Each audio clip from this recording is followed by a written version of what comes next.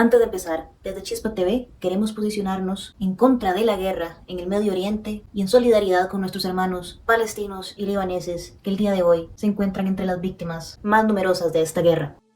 Bienvenidos a una nueva chispa informativa. ¿Qué me dirían de un país en donde el presidente es un cristiano maronita, el primer ministro un musulmán suní y el presidente del parlamento un musulmán chiita? ¿Se imaginan un sistema político en donde el poder está dividido entre las religiones? Pues es así como funciona el Líbano, un país cuya historia está marcada por el colonialismo, las divisiones religiosas y los conflictos que no parecen tener fin. Hoy vamos a hablar de cómo se llegó a esta situación y cómo el colonialismo europeo, la guerra civil, la llegada de refugiados palestinos y la guerra con Israel complican aún más este tablero político que ya de por sí es explosivo. Si les interesa ver las fuentes que consultamos para el video de hoy, las pueden ver en la parte de abajo o pueden parar aquí.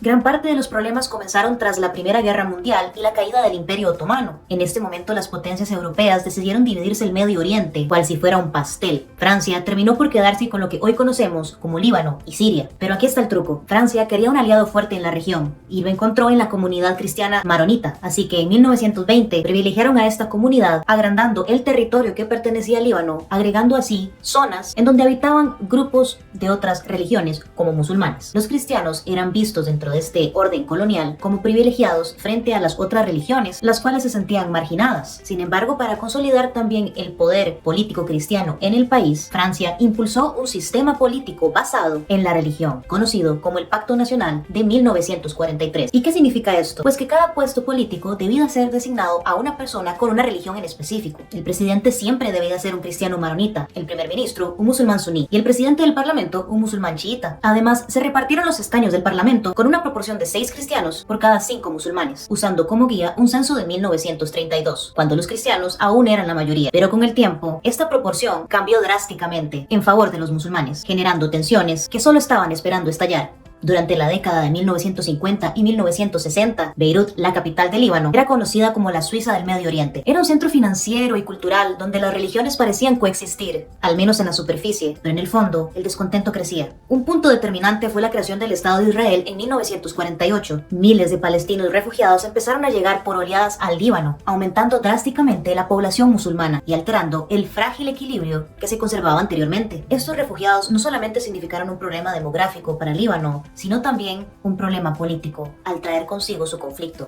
Los palestinos organizados bajo la OLP, Organización por la Liberación de Palestina, comenzaron a utilizar el sur del Líbano como una base para poder atacar a Israel. Y por supuesto, Israel responde. Por ejemplo, en 1982 invadieron el Líbano para eliminar a la OLP. Pero lo que parecía una operación rápida se convirtió en una guerra de casi 2 décadas que sumió al Líbano en caos. Los libaneses se encontraban totalmente divididos en sus grupos etno-religiosos, los cuales también tenían brazos armados. Algunos incluso son financiados e influidos por países extranjeros como Israel, Irán o Siria. Y de este contexto es que nacen grupos como Hezbollah y lastimosamente entre 1975 hasta 1990, el Líbano se convirtió en un claro ejemplo de los males que puede traer el sectarismo religioso. Con la llegada de los 90 y el fin de la guerra civil, tampoco vino la paz. Persistieron las milicias religiosas como Hezbollah, financiada por Irán, en un intento de apoyar a los bandos chiitas durante la guerra civil. Hezbollah se logró consolidar como una fuerza dominante en el Líbano, no solo como grupo armado, sino que empezó a funcionar como un verdadero Estado dentro de un Estado, incluso proporcionando servicios sociales a las comunidades donde este era hegemónico. Hezbollah, por supuesto, se presenta a sí mismo como el defensor del Líbano frente a Israel.